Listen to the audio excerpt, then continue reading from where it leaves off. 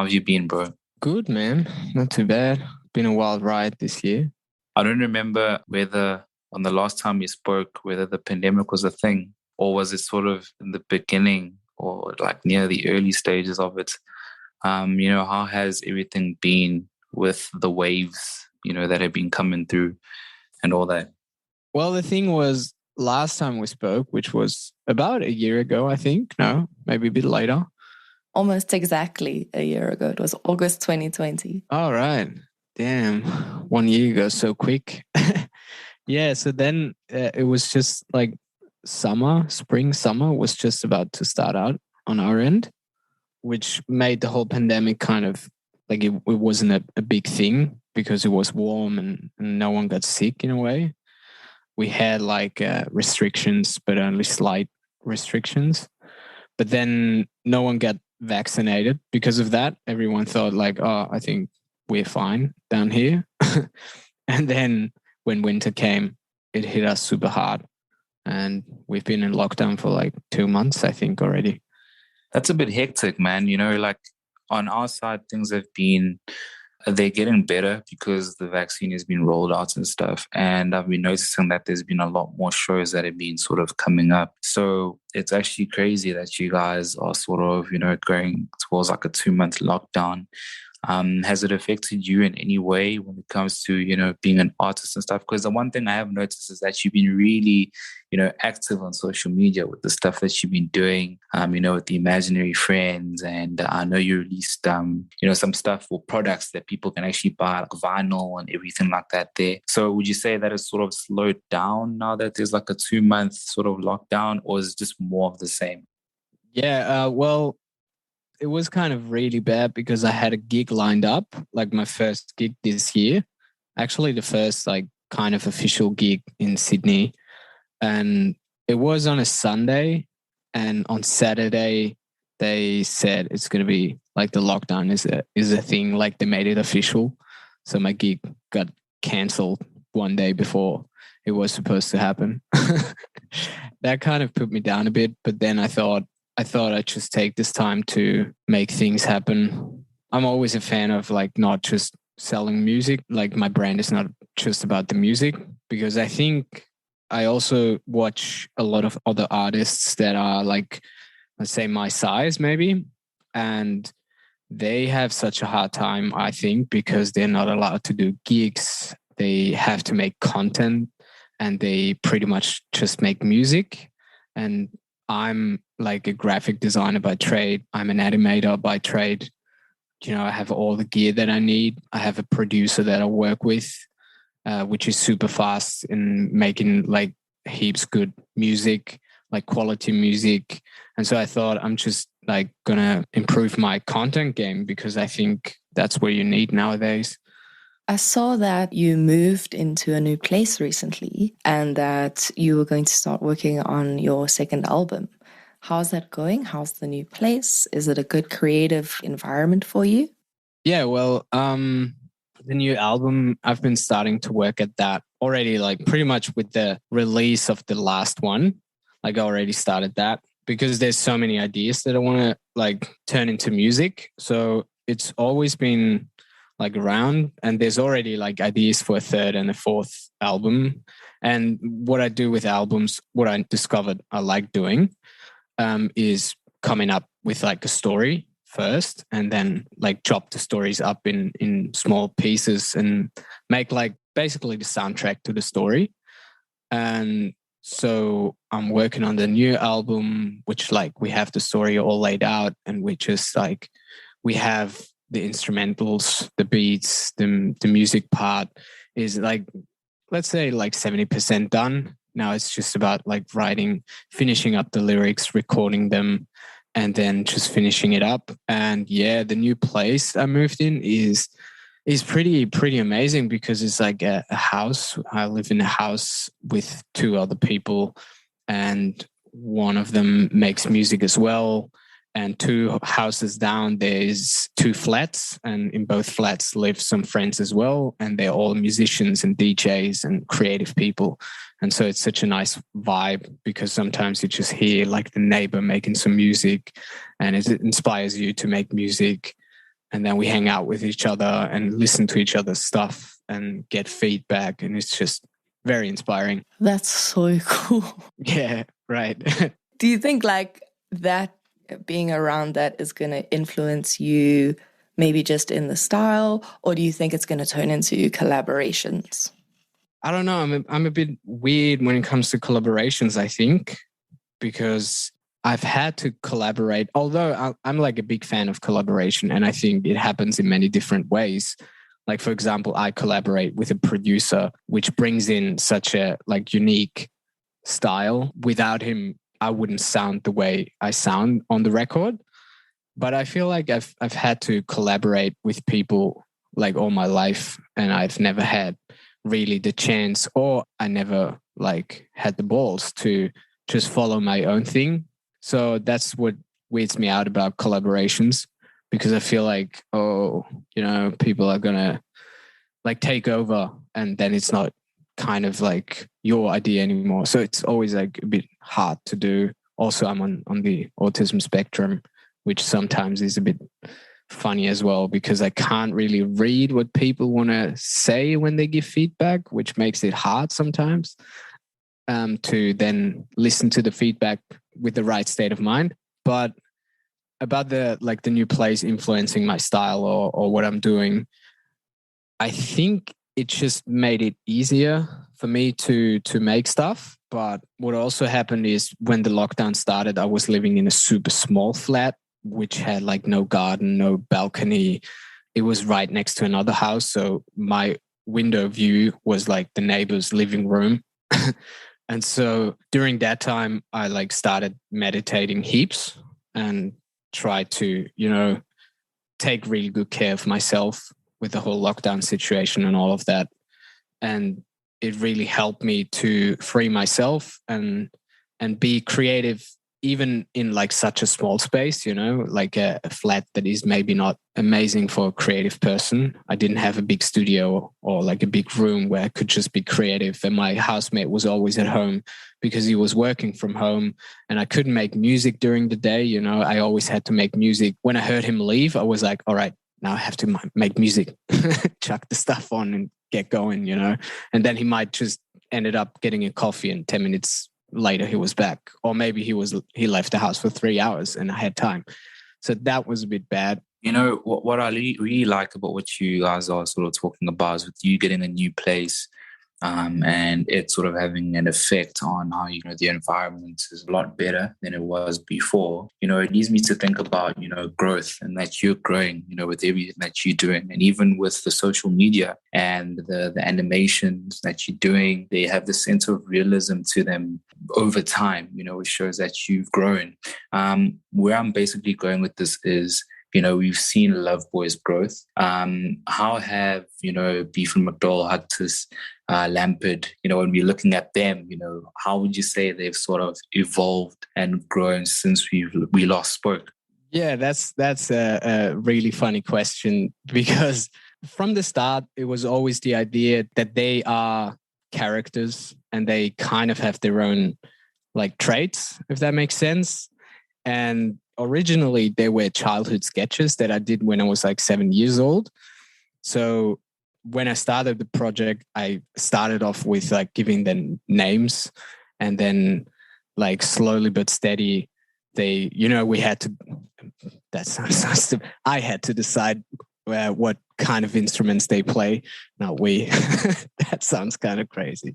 So then like over time, there's new situations, and I kind of have to make new decisions, like what would they do in this situation, and you can come up with funny stories. And slowly, like over the last year, I think they've started to become like more their own personalities, which is quite fun, because also people start to slowly get it, I think, because I've been putting out heaps of content. Slowly but steady, people like you just remembered the name, of the dolphin, which is amazing, when people actually call them, like you actually knew all the names.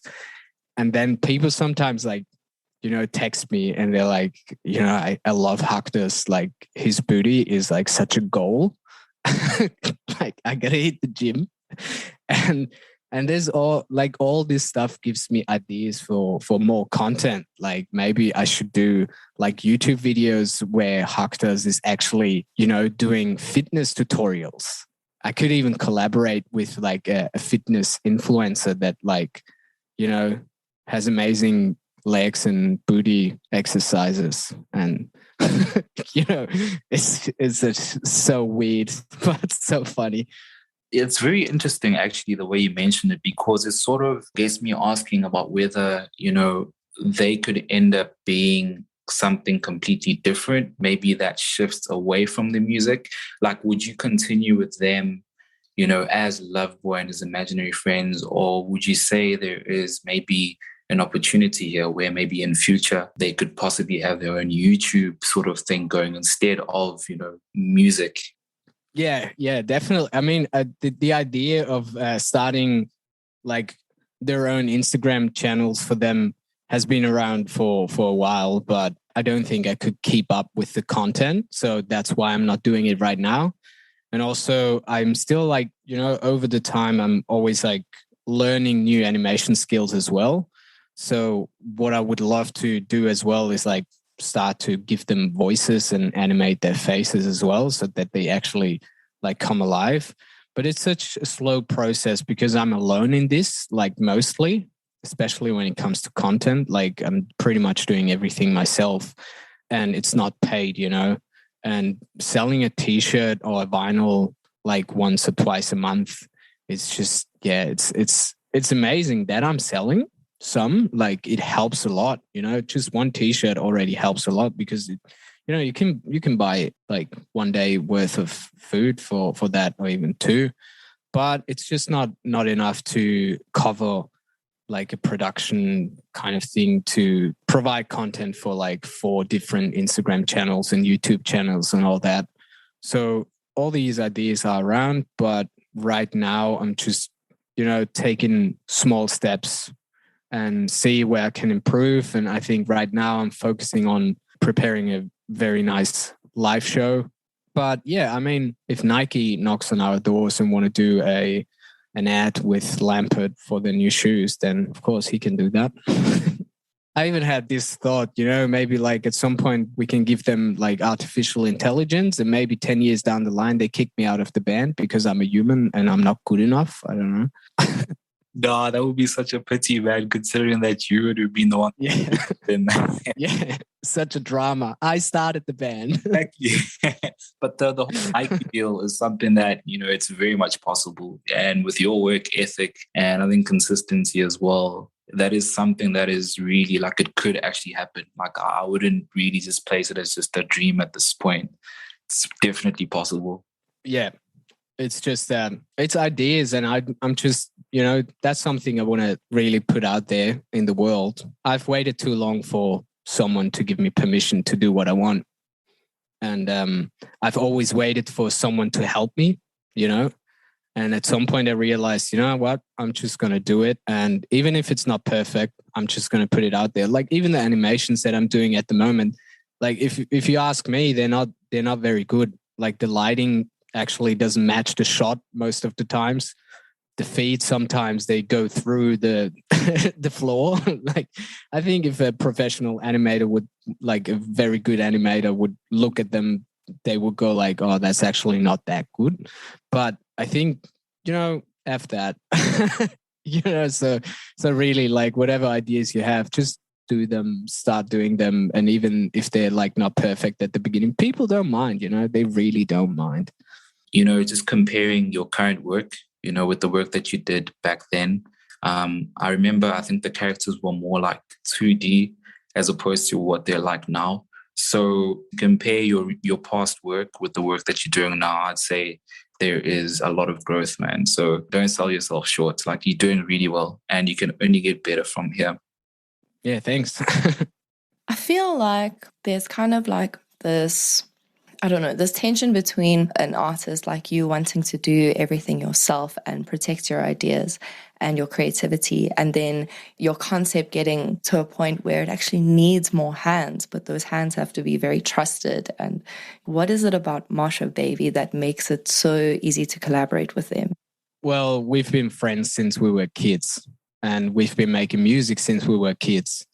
And we've been through like very dark times in our lives, and we've been through very bright times. And he's like what you said, like these hands need to be very trusted. They need to be, especially in my case, I need gentle people around me that treat my work gently. And if they want to collaborate, I want them to really listen and like be gentle in a way they collaborate. And Moshe Baby really does that. He's been seeing what I went through, and I saw what he went through, and we were just always there for each other. And nowadays we are at that point where we can like, give each other feedback without like, I mean, you even said that to me, sometimes you have to say things like badly or in a bad way before you get to the point where you actually want to go, like what you actually want to say. And we are really able to do that. We always told each other, especially when we were going through like a bit of a rough phase, we always told each other, whatever I say, I never have bad intentions. Whatever I say, even if it sounds bad for you, there's never a bad intention about what I like tell you or how we want to, how we talk and what I want to say. And I think that's always been on our minds. And so we just like, we can work together so well and lightly. It's beautiful.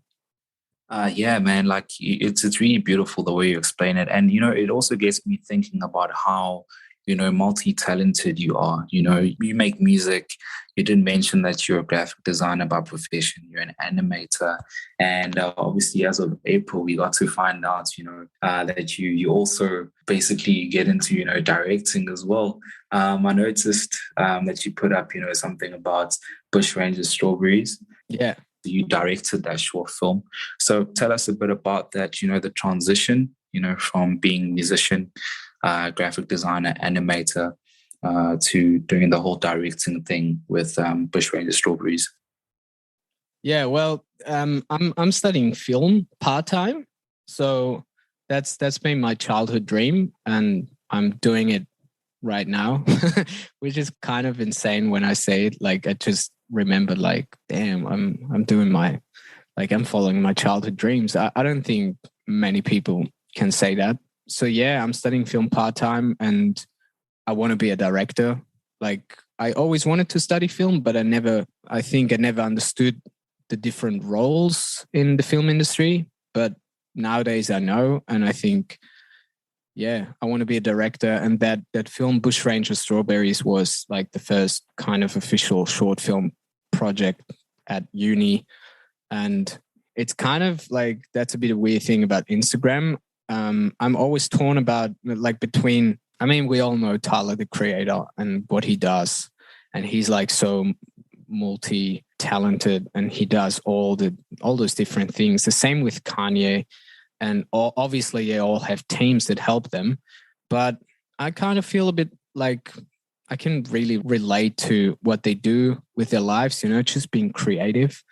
And then I posted this poster of the short film. By the way, it's still not released because I want to send it into some film festivals, and that needs time and a bit of money as well.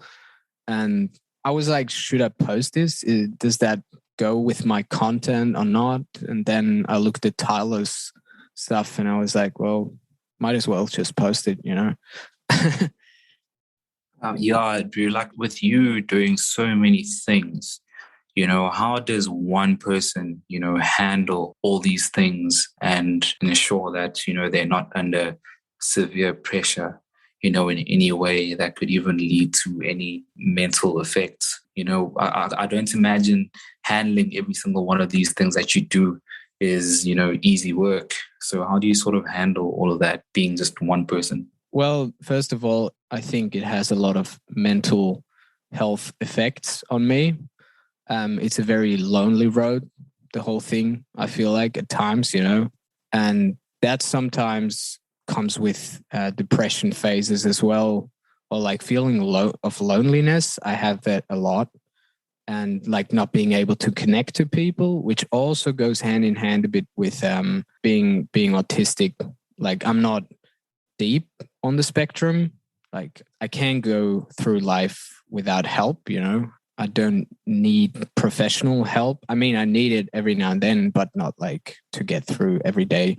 But it creates this feeling of like living in your own world. And it also gives me the ability to really dive deep into projects, but most of the time so much so that I get lost in them as well.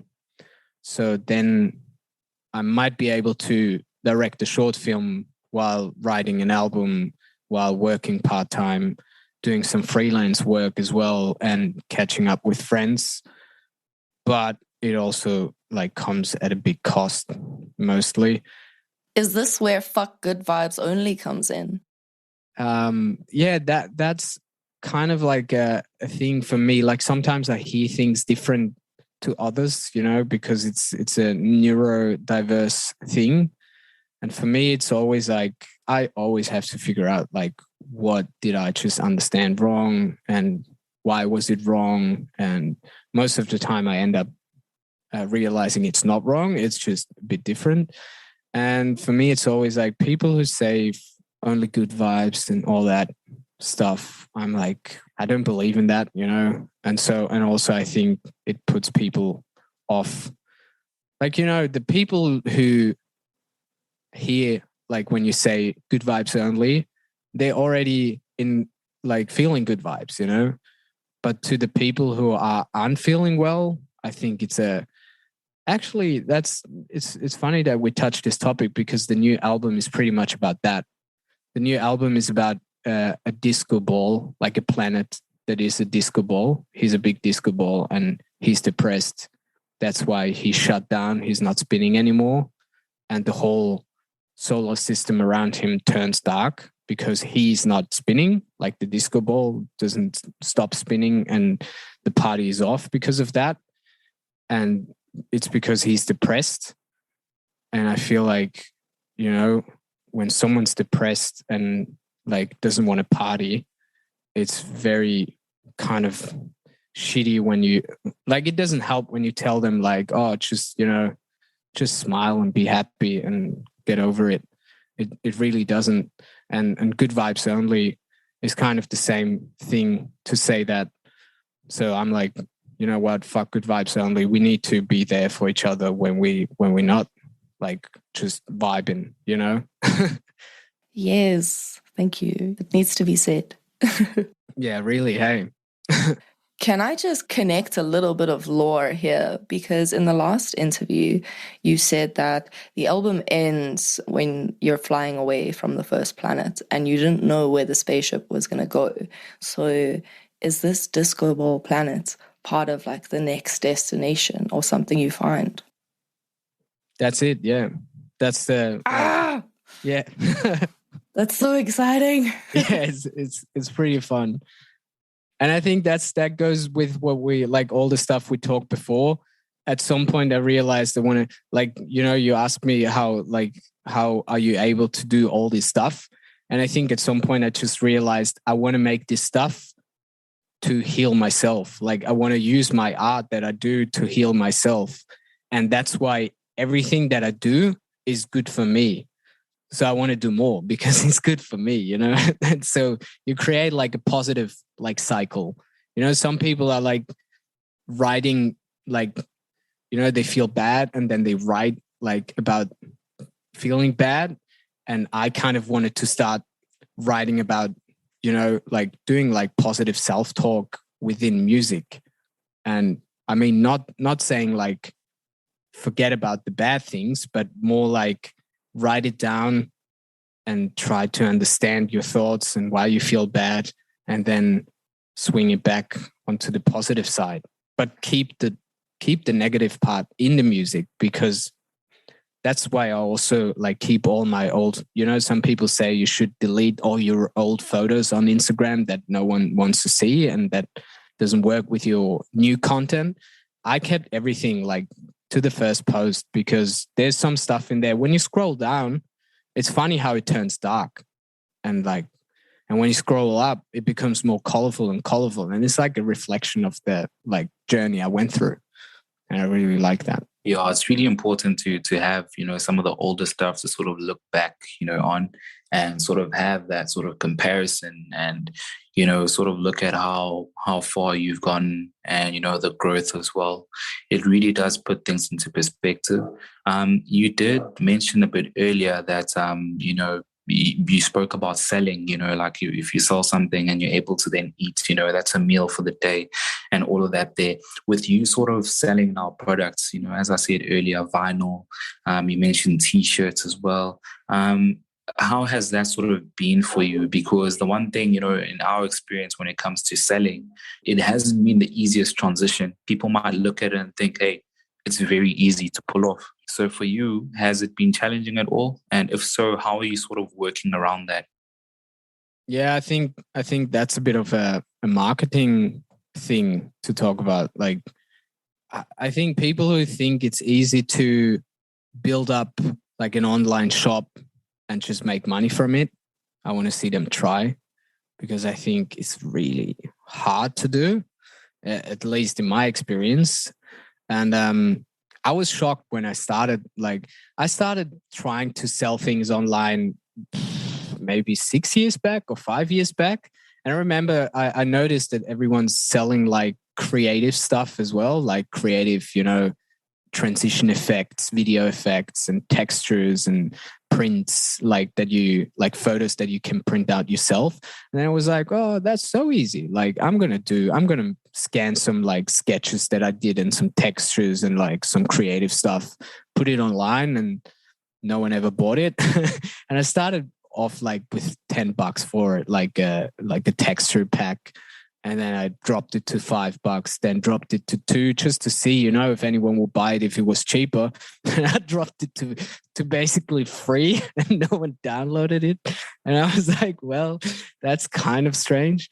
Even like last week, like it still happens to me. Last week, I made a post about, probably not everyone reads all the stuff that I write to my posts, but I posted this vinyl thing, like a photo of my vinyl. And while I was writing it, I was like, you know what? I'm going to make this like a win thing. Like, if people share it and subscribe to my newsletter 2 weeks after or 1 week after, I'll pick someone and send them the vinyl for free. No one shared it. Someone did, but they didn't subscribe to the newsletter. So I was like, well, yeah. So no one wanted a free vinyl, So it's funny. Like, selling stuff online is really hard. It's really hard. You need an audience, and that takes a lot of time to build up. It definitely is. It definitely is difficult, man. Like, but one thing I can give you is that your stuff is very clean. And I think, over time, when that audience starts, building up, you've got a solid foundation that you can build off of. So props to you, man. Yeah, thank you. I also think it's kind of like stuff for prosperity. Maybe now putting out your first album on a beautiful pink vinyl won't sell immediately, but it will become like a collector's edition, if you get what I mean. Yeah. 10 years down the line, someone will be like, I got it. Yeah. It doesn't even sell anymore. It's not even printed the same. It's a limited edition now. Haha, I got an original, Yeah. And it comes with a story as well. My vinyl is such a funny story. I went I went too far with it. I printed 300 and I sold like maybe 10 to 20 something, 20 maybe. So I have like 280 left, and they're sitting in my room, like those big boxes, and they just sit there, but at least they're numbered, so they're like a limited edition. And as you said, maybe I won't sell them like in a year, but in 5 years they might be sold out, and then that's it, and the people that have it, they're going to be happy with it, because I think it's a piece of art, and I really like the work that I did there with all the people that helped me on it. Also, I think it will stand the test of time, which I think not much music nowadays is able to do that. Much music is made for the next party, and then that's it. Then they're looking for the next hit and the next hit. Exactly, guys. Exactly. Meegs, mentioned this, and you also mentioned it quite a bit as well. Or rather, you just touched on it. The album that you're working on, or your next body of work. Do you have any dates, that you could give to us in terms of when we could expect it to sort of be released? And just go deep into that, the whole process, what your sort of mental state was when you were sort of getting that down. I'm not sure if it's something we touched on, so I think we could possibly look at that. Yeah. Dates, there are no dates at the moment. I don't know, maybe early next year, somewhat like March, maybe later. I don't know. I see how it goes. I guess that's the beauty of being independent, but also the curse, maybe. And the whole process. Well, yeah, I don't know. I think at the beginning of this year, or like May, probably, I went back to like a bit of a dark place. Like I usually go back and visit that dark place a lot here and there, but I'm getting used to it. I don't know. Or I'm getting better at dealing with it. But this one was kind of big for me because I somehow managed through a lot of self-care and meditation to resolve like a blockade that I had for, I think, about 4 years or something. And I finally managed to kind of get out of it. And the new album is about this like freeing yourself. And it is about, as said previously, it is about a planet that is a disco ball and he's depressed. It comes down to, like, the story goes like Loveboy and his imaginary friends fly through space and they come across this solar system, which is super dark and kind of depressed. And because the whole project is about, I think, healing and self-discovery and being curious and like exploring yourself, they go close, see what's up. And there's this, instead of the sun, there's a disco ball, but he's depressed and he stopped spinning. He might be covered in clouds, dark clouds, and it's all gray and raining on the planet. So obviously light can't reflect off the disco ball, and therefore the whole solar system turns dark. And then they land, like they approach the disco ball, and he kind of wants to push them away, but they somehow manage to land on the disco planet. And, they start to befriending him. And then over time, he literally lets them like in, which means they kind of want to find the root of the problem. Why is the disco ball depressed and stopped spinning? And why is he blocked? And so they jump into like one of those gaps. Disco balls have like mirrors on them, and they have like little gaps in between. And so they jump into this void, into the darkness, pretty much to face the darkness. And what they find is like inside the disco ball, in his core, there's a dragon that was raised kind of by the disco ball's own bad thoughts and bad feelings and the self-hatred. And the dragon over time has gotten so big and powerful that he swallowed like the disco ball's inner like light. I'm currently like tinkering around a bit, like maybe it's not his inner light. Maybe it's like, because the new album is going to be called Smile Baby.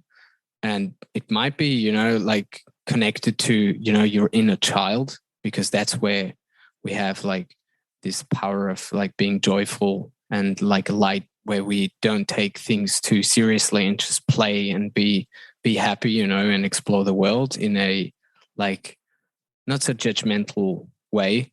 And maybe this dragon has like swallowed, his own smile baby. And then the Loveboy and his imaginary friends start fighting the dragon, obviously. I imagine it a bit like Adventure Time, where they start fighting and making music and stuff. And yeah, eventually like they fight the dragon, and at the end they actually make friends with the dragon because they don't want to kill him, because he's a part of the disco ball now, of the disco ball planet. And I think at the end it's more like the disco ball has the ability to kind of remove the clouds around him and gain clarity and be like, you know what, I'm actually a disco ball, you know, like the planets around him might not know, but he's like, he needs to say it, you know. And I think that was the same for me, you know. I've always said like, no, I'm not an artist, and I don't know if I want to be an artist, and mainly because I grew up with the idea of like, as an artist you don't make money, only if you are big, and only artists in the USA are big. And so I never really like acknowledged the fact that, yeah, I might just be, you know, who I am. And I also like to dance, you know, and I like the color pink and all that stuff, you know, that makes you you. And sometimes you just don't want to acknowledge it, and you don't want to like publicly say it and own it. And I think that's why also it goes hand in hand with my content on Instagram, where I started to release videos where I dance, which I always wanted to do. You know, I love dancing, but I've always, especially the last 4 years, I was so like blocked. I couldn't dance. And it went so far like that when I went out with friends, I literally couldn't dance, even if it was like the best tunes playing, you know, even if Michael Jackson's Don't Stop Till You Get Enough plays. And that's like, how can you not dance to that? But I was so blocked I couldn't dance. And that's what the album is about, you know, discovering your inner light and like fight the demons inside and regain clarity of who you are and what you want to be, and don't give a shit about the people around you, what they say and what they expect from you. Just be who you are.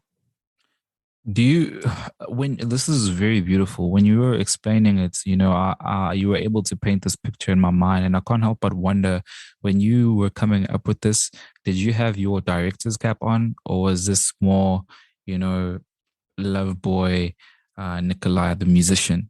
You know, which one was it? And would you say that, you know, maybe sometimes both can go hand in hand? Like, say, for example, your experience as a director and studying, you know, film and all that there can aid the music part of things, vice versa.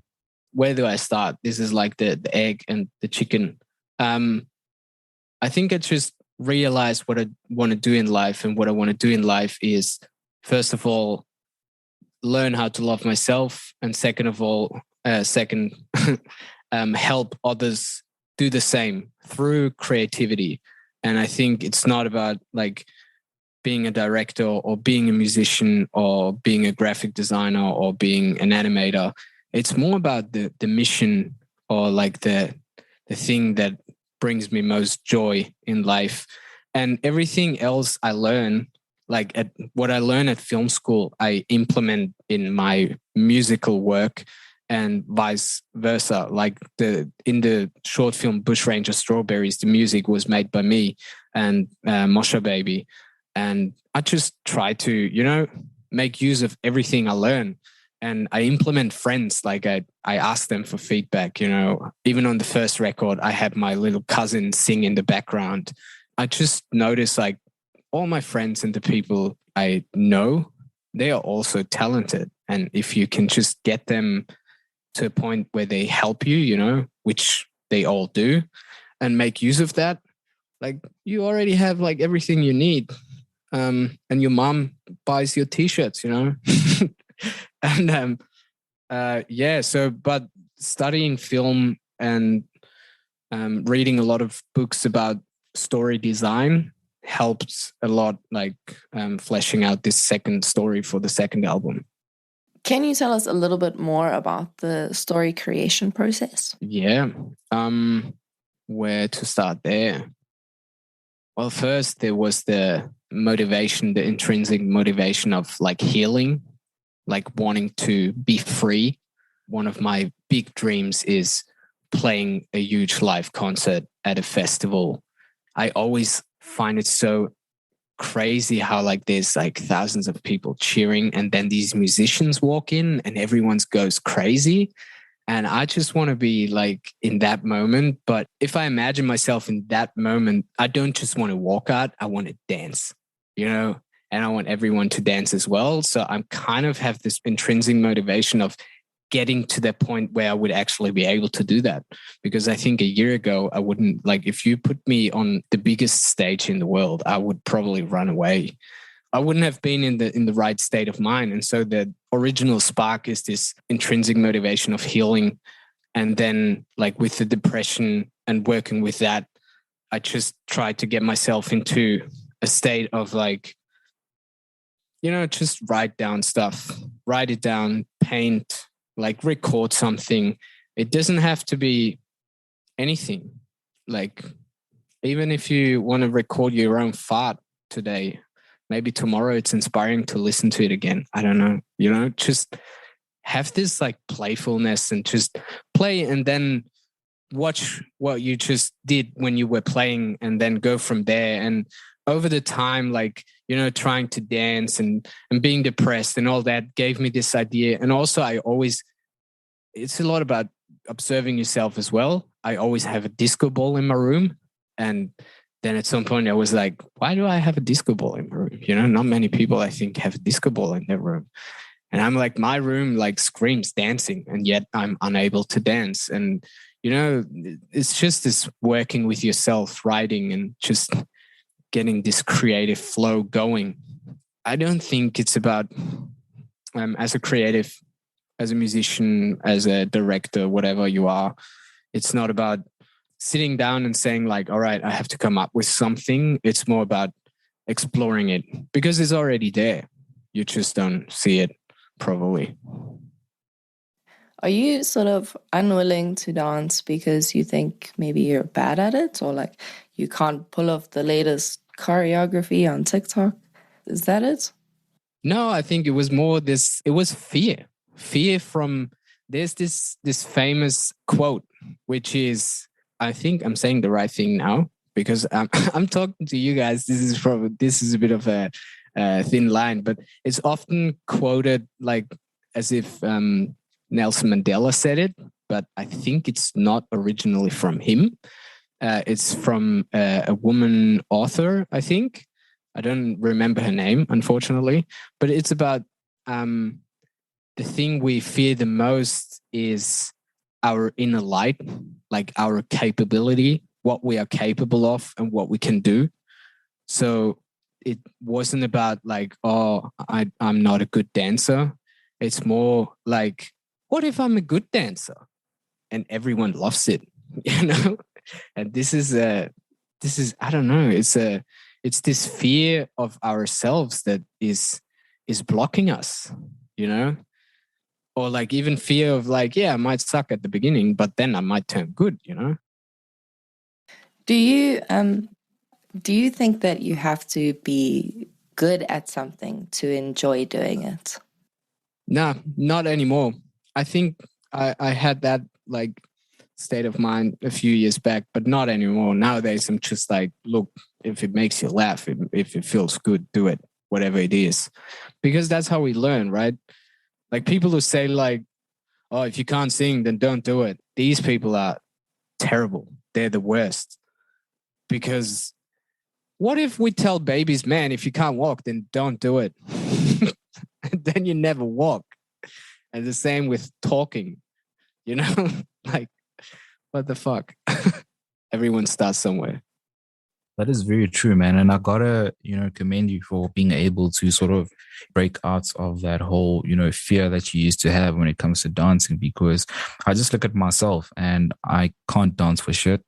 And I would never, I would never want to be seen even trying to, or even attempting to dance, because firstly, I can't dance and I fear that I will look fucking stupid. So then I don't even attempt to do that at all. So for you to actually, let go and be able to do that, and you dance so well, dude, like, when you put up the videos, you can see that this is someone who can move. So props to you for getting over the fear and just, doing you.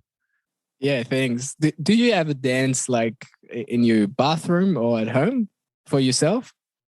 Not the only person I ever dance for is my wife. Only she knows. All right. Because I'm that comfortable. Yeah. I'm that comfortable. I could never do it in front of anyone else. Well, unless I'm really comfortable. But even then, it's just stupid. Like I'm, it's me not being serious, just fooling around. But I can't get myself to a point where I can do that in public or somewhere where a lot of people will see it, because I just fear that I'll look bad, and it's just Yeah, I can relate. It's such a like this feeling. I can exactly, like, I feel it right now, you know. But do you also dance for yourself? Like, actually, you know. Yesterday I wrote something down. I was like, you know, I have to love myself more. So maybe I should do the things that I want to do for other people for myself. And I thought I should go buy me flowers today. And the same goes with dancing, you know, look in the mirror and dance for yourself, like as if you would go like, you know, this dance is for you. It feels great. I think I need to learn or rather I need to learn from you. Actually, I almost said check out the latest TikTok moves, as Meagan was saying earlier, but actually your moves are so fire, dude. I need to check those out and try emulate them. And then if I'm even able to pull off a single move, then perhaps I can start there, maybe dancing on my own. But for now, I'm terrible. I don't know, Meagan, can you dance? I feel like we should embrace dancing badly. Yeah. Because it's still dancing. Yeah. And if more people do it, it becomes, you know, legitimate. So you're definitely going to have to dance very badly with me at a gig at least once. There we go. You know what the crazy part is, guys? There are scenarios that require for you to dance in a public space. It's not really like a set in stone sort of rule. But if you look at things like, say, for example, a party, or if you go to an event or something and people are dancing and you just like sort of stand there. If you go to a club, you're not forced to, but it sort of look weird if you are just the only one sort of standing on the side there. People who want to get married, if that's their thing at their wedding day, you know, it's expected. They're going to do the whole dancing shindig. So I guess it is something that you end up having to embrace in a way, because you have to do it at some point, right? But, you know, here's the thing. I think it shouldn't be about have to. And the thing about being at a party and not dancing, like standing at the side of like the whole thing and just watching it, oh, bro, like, don't get me started, because so many times I was that guy, and I feel like that's okay. That's so easy. Like, let people who don't want to dance not dance, you know, just let them stand there. And I think if you dance, then don't do it for anyone else. Do it for you or your wife, which is pretty cool as well. Unfortunately, I don't have anyone to dance for, so I have to dance for myself. And the thing with TikTok is I really enjoy that, like, so many kids these days are like dancing online, like on TikTok. What I don't like that much, I mean, not being judgmental, but what I think, like Meg said, we should embrace more is like dancing, you know? You don't have to copy anyone to dance. And that's what I don't like about TikTok, you know, that everyone's copying the same like dull movements. I think it's more about like, how do you move, you know, and then try to embrace that the way you move, because everyone has rhythm, because our heart is rhythm, right? So we all have our own rhythm. It might be strange with some people, but I think when you have fun and dance, no matter how shit it is, it's like a smile, you know? You can have like, you can have the yellow, like super yellow teeth, but if you just laugh, like because your heart is happy, then people laugh back, like smile back. True. We need to let go and let our inner selves shine. It reminds me you know what I really like about, you know, what the things you're saying, man, is that, you know, you're able to relate them to the music that you write. You know, this goes hand in hand with, you know, what you're telling us about the upcoming album, you know, and that's, you know, it's the disco ball and it's a representation of you and, you know, coming out and letting the world know that, hey, listen, I'm an artist. and just getting rid of any of the sort of, expectations that you had in the past about how artists don't really, they have to be really massive in order to earn anything like that. That's what I really enjoy about the conversations with you, because everything that we talk about, you can just see that these are things that you live, and it's not something that you're doing for the sake of doing. And I feel like that's really important in sort of getting you, forward and just improving overall. It's really dope. Yeah, thanks, bro. I hope you're on the same like road for yourself, just explore yourself and what makes you happy. It's so important. We don't teach that to kids. Why not? Yeah, that is very true. I wanted to know if the next album is going to be a sort of dancing album, something we can dance to, because I've heard you speak of it as a bunch of bops. So I wanted to know what constitutes a bop. I don't know. There's definitely some tunes on it that will be very danceable. I'm sure. A weird thing, like when I listen to my first album, it's harder to dance to than to, let's say, Michael Jackson or Gloria Gaynor or all those disco legends. But I find that rather intriguing, I think every music can be danced to in a way, maybe. But yeah, I don't know. Sometimes I listen to it and I'm like, yes, like I can dance to these new tracks, like the new ones that are going to be on the new album. And sometimes I listen to them and I just want to listen to them and they don't make me dance. I don't know. But yeah, maybe I'm also like slowly getting like to a point where I'm just like, yeah, I make cool shit, like, I don't know. I'm just happy with what I do. Don't expect it to be good. I think it's good, but you might think otherwise. I don't know. I dance to your album every time I listen to it. I promise. Sweet. It's amazing. I love El Fujigatu. Yeah. Nasiphi and I quote it all the time. We're always like, hey, boy. Yeah. Hey, boy. The boy. It's the best. Can I ask, is there any connection between the Disco Planet and Mr. Disco Dino? I never thought of that connection, but there might be one. No, I think it's just the underlying theme of like disco and dancing, because Mr. Disco Dino in the first story, he is the first character that I meet in my own world, and he is so kind to invite me to a party with all his disco mates, like with his disco dinosaur friends. And obviously what we do at the parties, we dance, but no, I never thought of like, he might be from that planet. Maybe he is. That's a cool. Thank you. That's food for thought. Mr. Disco Dino is such an iconic song. Like it's instantly like recognizable. Like when it comes in, I always anticipate that part where it's like dinos having gone. Dude, like it's just you just know when it comes in that okay, yeah, this is this is it right here. Well done on that one, dude. Nice, thank you. One last point that I want to touch on is you recently posted about getting vaccinated on your side. Yeah. And obviously the imaginary friends also got vaccinated as well.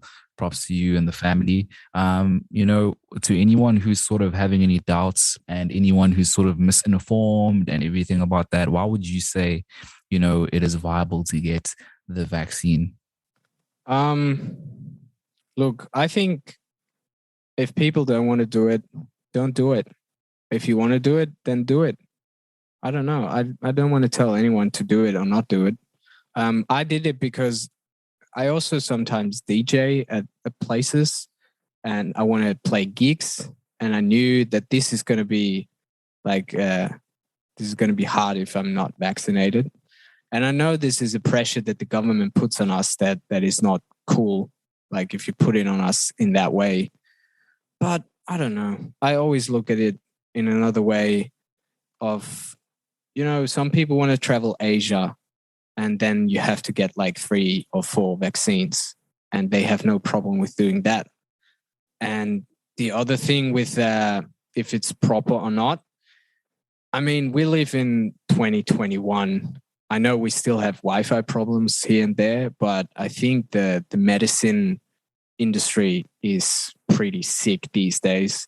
And like the whole world has been working for a year. Like, I don't want to know like how much pressure they had on them to come up with a vaccine. And yeah, it might be a bit rushed, but I also think like, I mean, I had it and I'm fine, you know. Chances of getting hit by a car are like way bigger. Still.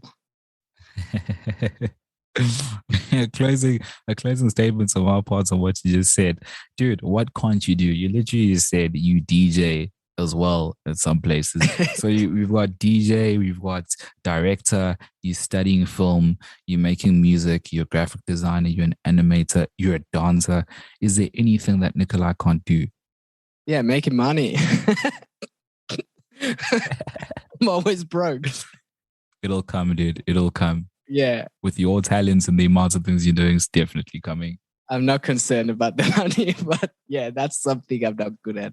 We're all playing the long game. Don't worry. We're all here with you. Exactly. Yes. Okay, so last time we chatted, you were listening to Ego from Tyler, the Creator. What are you listening to nowadays? I always listen a lot to soul music and disco music, like from the 70s. Also David Bowie all the time. And the new Kanye album I quite like. It's not like his best work, but I find it inspiring that it's all like, it feels like it's, you know, it's not done yet, but I think that's the cool part about it. You know, he just cuts there and goes into a new like section, and then he cuts again. And I like this, you know, it teaches like it's needed these days that it's not like perfect and polished, you know. And Tyler's new album, there's a few tracks in it that I like. And yeah, I don't know, I'm quite happy with my Spotify algorithm. Does a great job here and there. I listen to a lot of Spanish music as well from Narcos. They got some really good tunes, like, you know, the cumbia traditional Spanish music, like the mariachi bands. I like that stuff.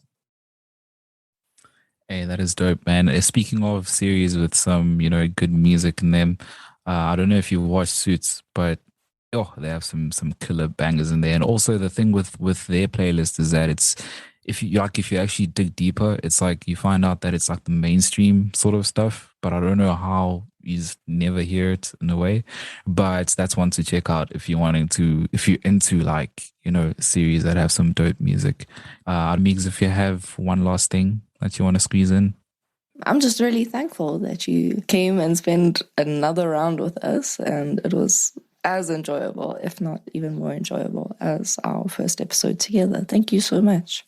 Yeah, thank you. Same here. I was going to say thanks for having me again. And I like this, you know, I like that people don't treat each other as like just another resource, but like that we cherish this friendship and that we continue having it. And I hope we have another chat next year or in 2 years or whenever. Dude, we're really grateful. And just even if, like, at this point, like, you're so dope, dude. Like, even if it's a point where you just want to come in and chat on the show or wherever and it's chilled vibes, definitely down for that, fam. So don't hold back. And if we also are keen on it as well on our side, which definitely are, we'll also hit you up. So it's in the family, it's in the circle, it's all good. Exactly. Yeah. I like this. Family. Imaginary digital family. Yes, 100%. So yeah, bro, if people want to get in touch, obviously handles, where can we buy your products as well? That's another important one. Well, I pretty much do everything via Instagram, which is What's Pumpin'. And then I have a website, which is called Loveboy and his imaginary friends.com. And there I have a shop as well. But the products are also on my Instagram shop. Yeah, other than that, I have Spotify as well. Loveboy and his imaginary friends. always appreciate a few streams. And there was something else. Yeah, newsletter.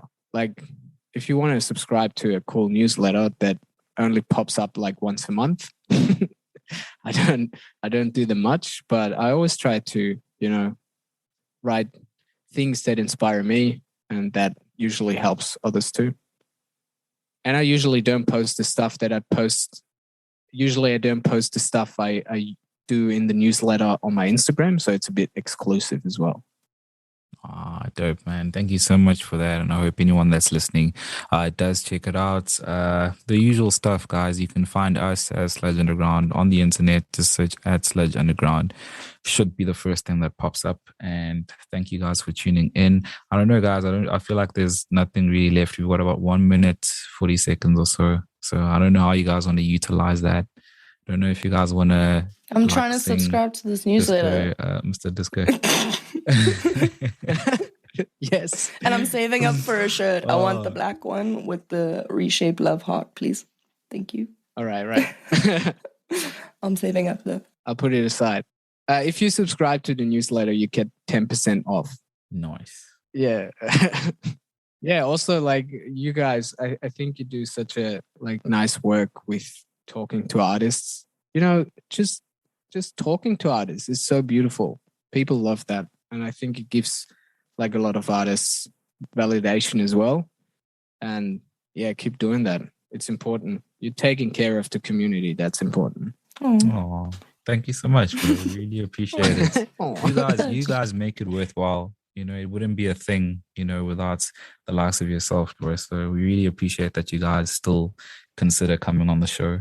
It's your home. So you're welcome all the time. Yeah. A closing statement I heard a bit back was, work is something that you want to do less of, and art is usually something that you want to do more of. On that bombshell. Boom. We gone. Hey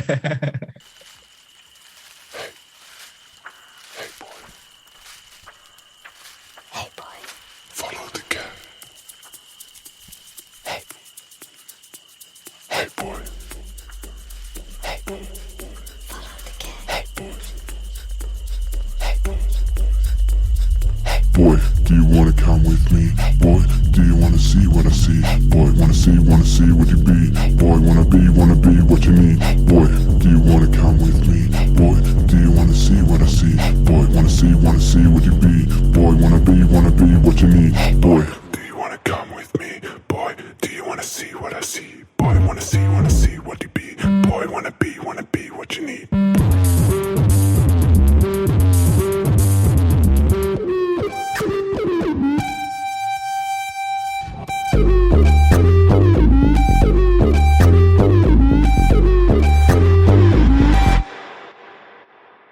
You ain't seen nothing yet. Boy, Wannabes, fuck all that. You got a party with the cat. boy, Rave all night with the fruit bats. I got no control again. boy, I cannot control my brain. boy, I am lost in my own thoughts. I got nothing but bad thoughts. Dr. Cat says take some pills. High on drugs, but no more feel. I think the sketch has struck me. I think the sketch has fucked me. Don't be sad, embrace the man. Let the cat inside your hand. I gotta leave this party, so I pass out at the party. boy, do you wanna come with me? Boy, do you wanna see what I see? Boy, wanna see what you be? Boy, wanna be what you need? Boy, do you wanna come with me? Boy, do you wanna see what I see? Boy, wanna see what you be? Boy, wanna be what you need? Boy, do you wanna come with me? Boy, do you wanna see what I see? Boy, wanna see what you be? Boy, wanna be what you need? Boy, do you wanna come with me? Do you wanna see what I see? Boy, So I wake up again. boy, I see the cat with cocaine. This body will be crazy. Life can be so hazy. I got no control again. boy, I cannot control my brain. boy, I am lost in my own thoughts. I got nothing but bad thoughts. All I wanna be is loved again. Again and again. I think the sketch has cracked me. I think the sketch has fucked me. No more fucks, no more drugs. I gotta leave this party, so I pass out at the party.